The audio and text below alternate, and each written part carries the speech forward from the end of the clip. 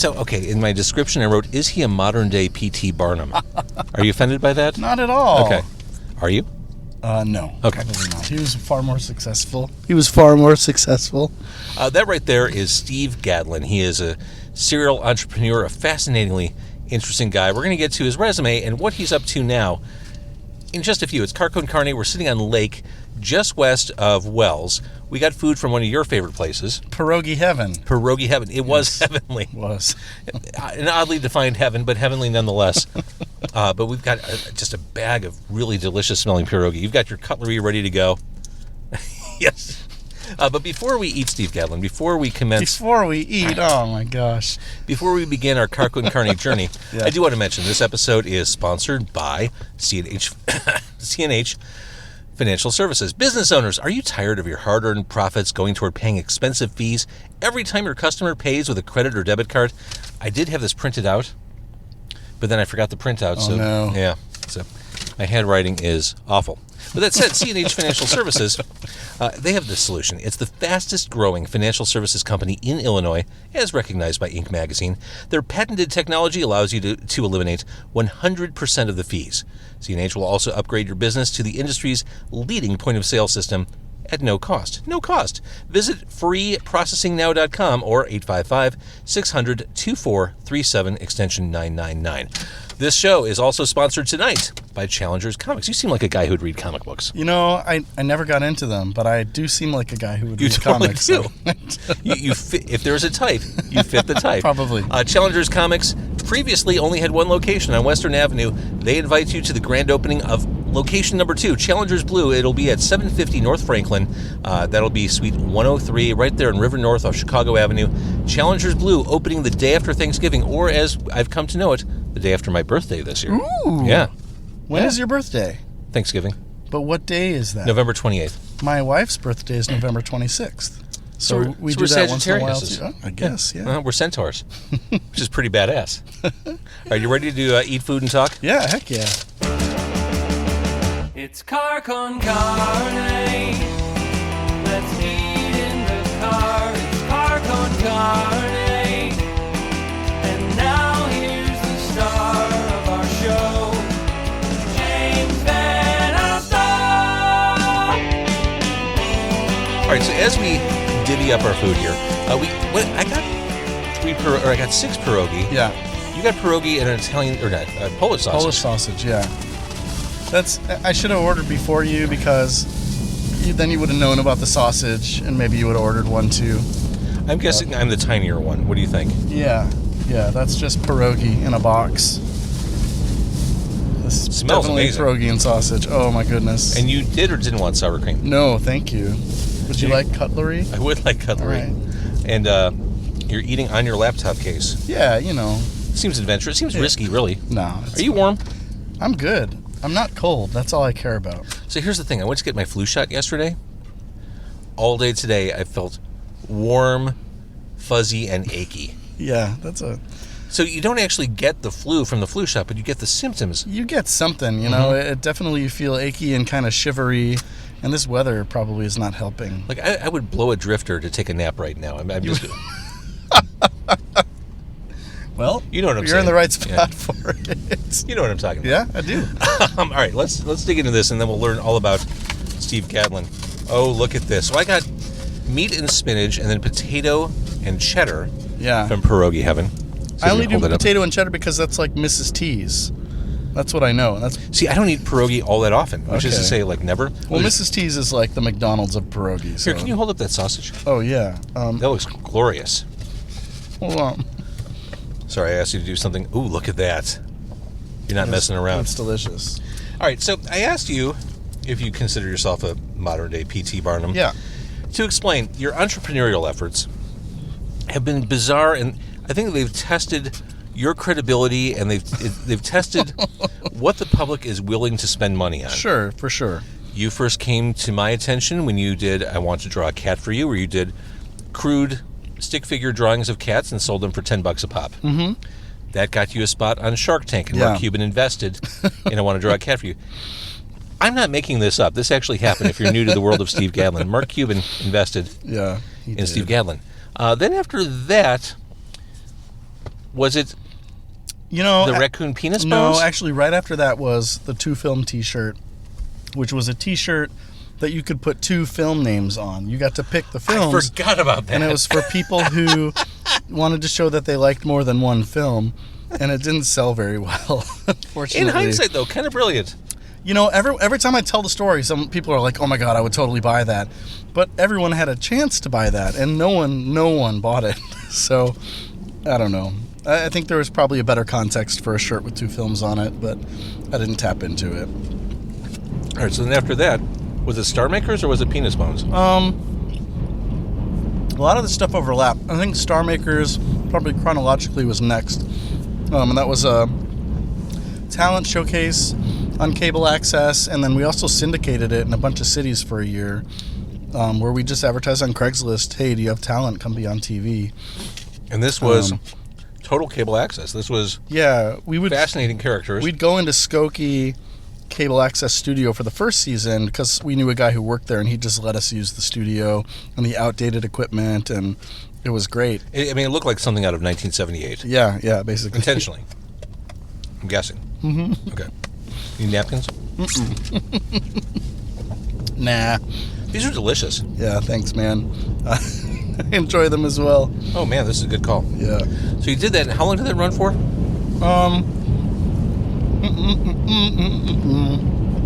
Star Makers ran for 3 seasons. First at the Skokie Cable Access place, then we did it for a year at the Tribeca Flashpoint Academy Studio, and then most recently we were in Chicago Cable Access Network. But we only, because of scheduling issues, we only really shot 9 episodes there and had to call it quits because we needed to book the studio for long periods of time. Right. And it was really hard to do that at CanTV. I feel like you could bring that one back. Oh, I'd love to, but we don't have a studio. And we even have people at CanTV telling us, "Oh, we miss your show, we wish you were here," but they're very equitable in that everyone has the same rules. So we didn't get special treatment in booking studio, which is ultimately, I think, a good thing, but just made it hard for us to do our show there. All right. Then the controversial entrepreneurial effort. And it's funny, as I was preparing for this interview, I went back and watched the video for the Raccoon Penis Bones. And I didn't want to do it because I knew the song would be stuck in my head. And sure enough, he's the guy that sold 1,000 Raccoon Penis Bones. Yeah. The song isn't back in my head. Yeah. I curse you. That's one way I try to hook an audience. But no, this is the one where I thought, okay, Steve Gadlin's lost it. This is just, this is so beyond the pale. This is so fucked. What is? Yeah, there were even some nice articles at the time that said former Shark Tank contestant pivoting to Raccoon Penis Bones. That's clickable. So yeah, I saw a friend of mine sent me. I didn't know Raccoon Penis Bones existed, as I'm sure a lot of people don't. Well, I mean, you knew they existed. No, I didn't know. Well, I didn't know that any mammal had a penis bone, but apparently many do, including the raccoon. So people were selling them as jewelry. They'd decorate them and sell them. like dream catchers? You'd find them right next to that. Necklaces, earrings. So I thought, my gosh, I could sell these for $10, and all I need to do is put them in a tube and make a song and dance about it. Because I thought there was this totally untapped audience for something like a raccoon penis bone. So I went ahead and I found them for 17 cents a piece at a taxidermist. Got a box of 1,000 raccoon penis bones. Excuse me. And then I wanted it to have a hook, so I put it on Kickstarter, thinking I've got to sell all of them or I'm going to sell none of them. Mm-hmm. So I'm either the guy that sold 1,000 raccoon penis bones or the guy that has 1,000 raccoon penis bones. Started to get some press from Huffington Post and Wired, and then suddenly Kickstarter pulled the plug on my fundraiser. So the momentum died, and now I have a box of them in my... I should have brought you one, James. Yeah, they're sitting in a box in my office at work because my wife I was a won't let me Kickstarter bring them supporter. home. I was. Oh yeah. I was crestfallen when I found out that the project was killed. It was really disappointing, and I've never been able to revive that one. But I've still got them. So, in fact, recently I bought 1,000 plastic tubes, thinking, okay, I'll just sell them one off. Then the plastic tubes arrived, and the penis bones won't fit in them. So now I have 1,000 plastic tubes that I can't do a damn thing with, sitting in my office. By the way, how obvious is it that we're sitting underneath the L tracks? Well, I can tell. Like every minute, the car shakes and the noise is there. Yeah. Well, I think you have an avenue for the Raccoon Penis Bones, which brings us to the present. OddBox. Things had been kind of quiet on the public-facing Steve Gadlin front. And then, like a bolt of lightning cracking the sky, I opened up social media, and there you were, again with something off the wall, nuts, testing your credibility and the audience's interest in cool products. It is OddBox. Now, I've subscribed to Birchbox, which, by the way, total scam. You get these little samples for like $10 or $20 a month. Never use them. It's all like face cream. No thanks. Although I do dry out a little bit. That's neither here nor there. Sure. Monthly boxes are a thing. Yes. For a while, I subscribed to the Marvel box. I would get like a little Funko Pop and a T-shirt. Those How much was that one? That I think was $20 a month. Is that what OddBox is? $10? No, we are $29.95 a month. But it's a bargain at any price. I mean, really. Sure, of course. But if you subscribe in larger periods, that you can get it down to like $25 a box. So. It's like Disney Plus. If you buy it all in advance, exactly, that's where you save the money. All right, so you did this commercial, which was very reminiscent of the Dollar Shave Club, that iconic walking through a warehouse. Very similar. It's irreverent. It's very Gadlinian, if that's an adjective. All right. And you explain that this is a monthly box. You don't know what's in it, but it will contain some weird stuff that'll make you scratch your head, from odd T-shirt designs that will be destroyed after the box goes out, use name tags, things like that. Explain more. Yeah, so primarily the initial idea was I want to send out a dumb T-shirt every month. And I mean, not a funny T-shirt, but one that will make people point at you and say, what is that supposed to mean? And it sort of grew into a box because that was the thing that most resembled what I wanted to do. So every month you get a T-shirt. We'll never put the design on the website. We never show previous shirts or anything. So it really is a roll of the dice and a trust in us that we're going to send you a head-scratching, ridiculous shirt. But this is where social media really needs to step up. And yeah, well, that's the hope, right? That people will post pictures.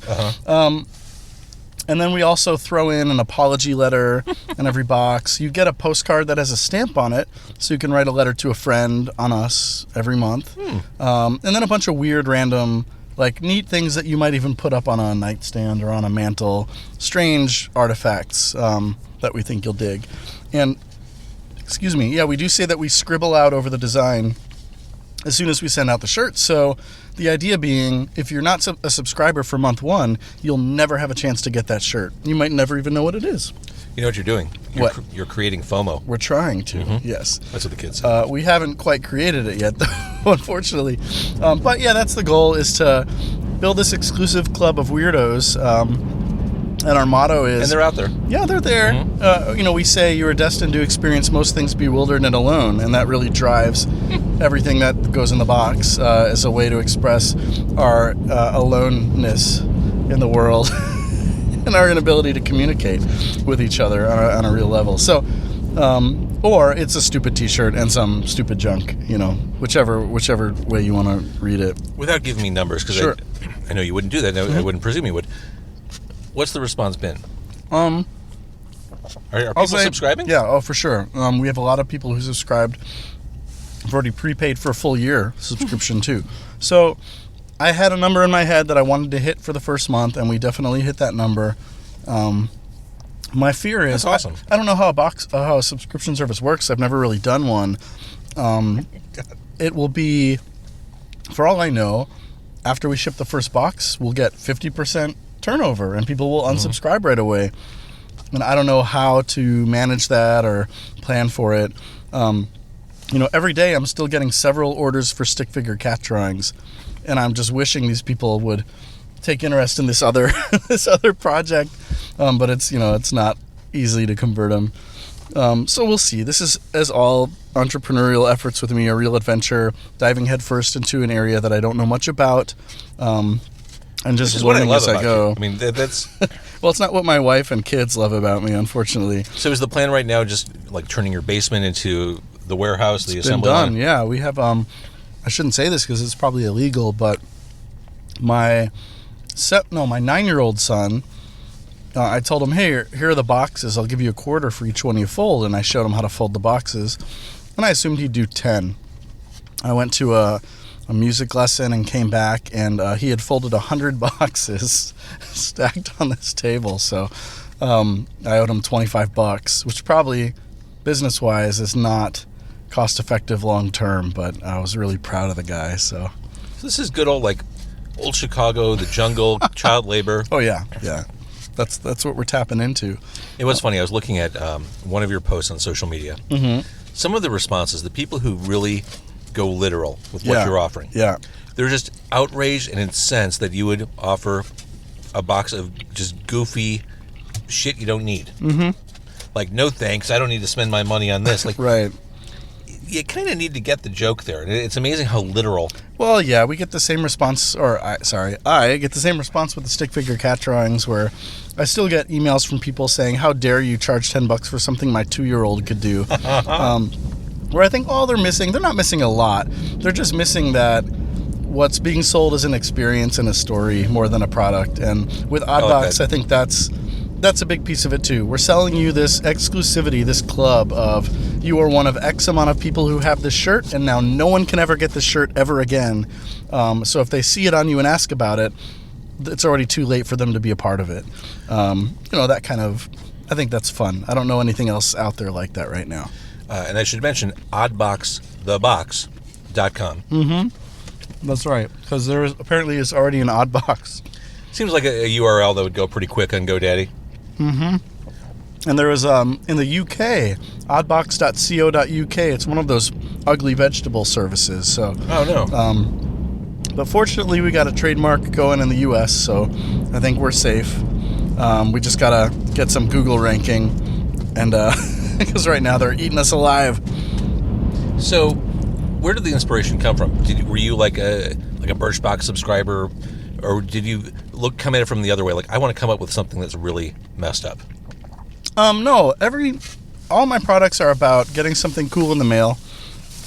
I, growing up, used to love rushing to the mailbox and opening it up because there was magic in there. I'd get like Ranger Rick magazine. I did too. Yeah, this cool stuff would come in the mail. And these days, we ignore our mailbox for a week at a time because we know it's all garbage.